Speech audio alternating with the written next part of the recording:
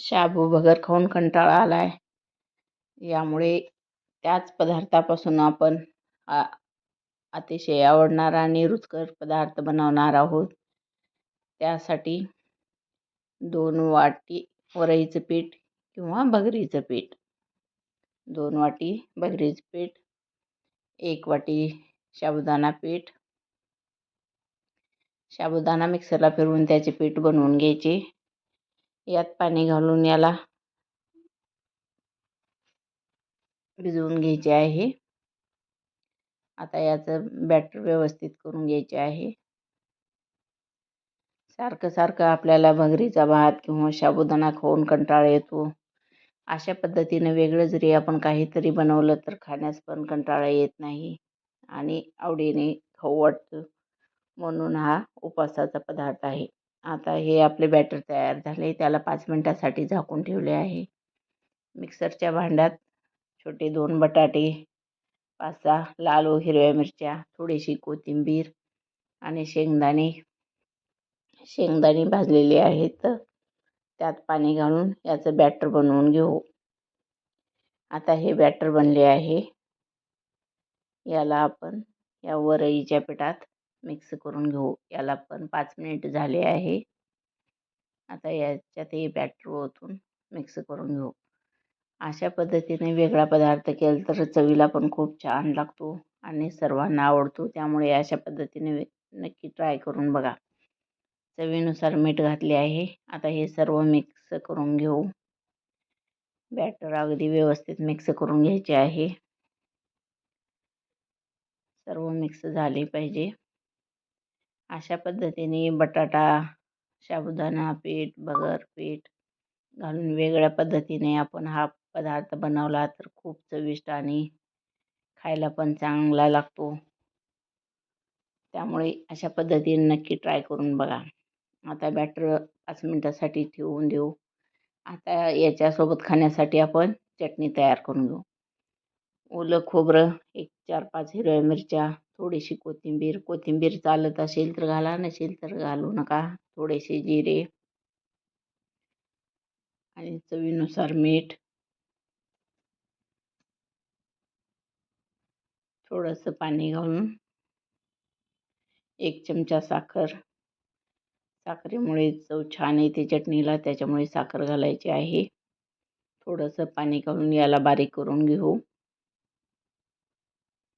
आता हे आपली चटणी रेडी झाली आहे. आता याच्यासाठी आपण तडका तयार करून घेऊ. गॅसवर एक पातेलं ठेवले आहे. त्यात 2 चमचे तेल घालत आहे. छोटा चमचा जिरे तडतडले की मिरची 2 लाल टाकायची आहे. सुक्या लाल मिरची आहे. आता आपला तडका तयार झालेला आहे.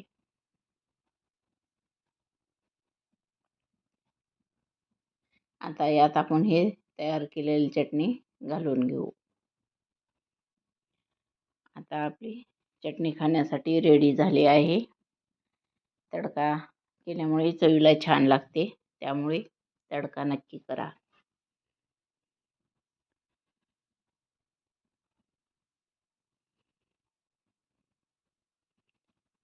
आता गॅसवर एक पॅन ठेवू. त्यात थोडंसं तेल लावू. सुरुवातीला चिकटणार नाही यासाठी सर्व बाजूने तेल लावून पसरवून घेऊ आणि एक पळी बॅटर टाकून याचे छोटे छोटे चिले बनवून घेऊ.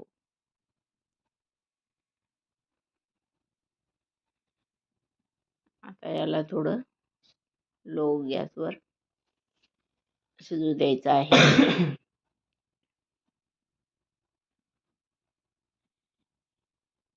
एक 5 मिनिटासाठी आपण याला झाकून ठेवू.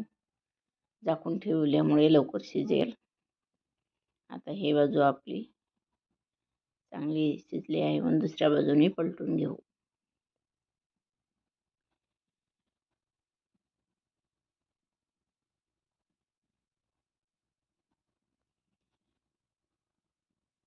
आता सर्व बाजूने याच्या कडा अगोदर सोडवून घेऊ व याला आता आपण पलटी करून घेऊ.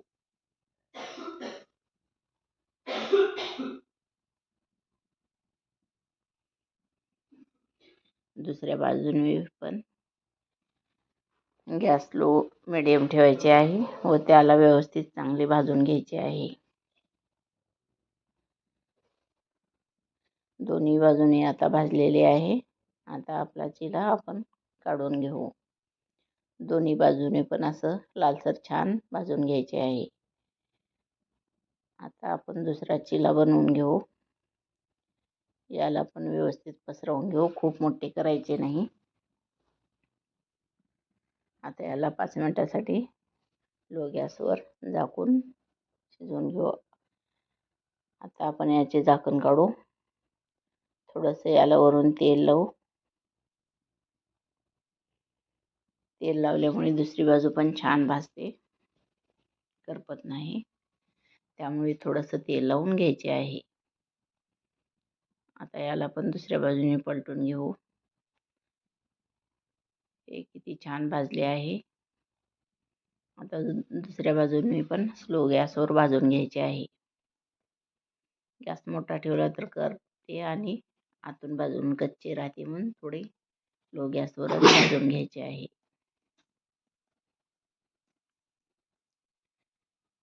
आता आपला हा चिला व्यवस्थित भाजलेला आहे.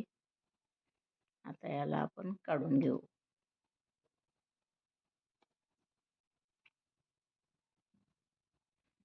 या बाजूने पण थोडंसं तेल लावून भाजून घ्यायचे आहे. हे पहा, गोल्डन कलरवर असे छान भाजून घ्यायचे आहे. आता आपले चिला तयार झाले आहेत. खोबऱ्याच्या चटणीसोबत अशा पद्धतीने जर वेगळं काहीतरी केले तरी आपल्याला पण खायला चविष्ट लागते आणि उपवासाचा पण कंटाळा येत नाही. तो शाबू बगरीचा भात खाऊन कंटाळा आलेला असतो. अशा पद्धतीने केले तर आपल्याला पण आवडीने खावे वाटते.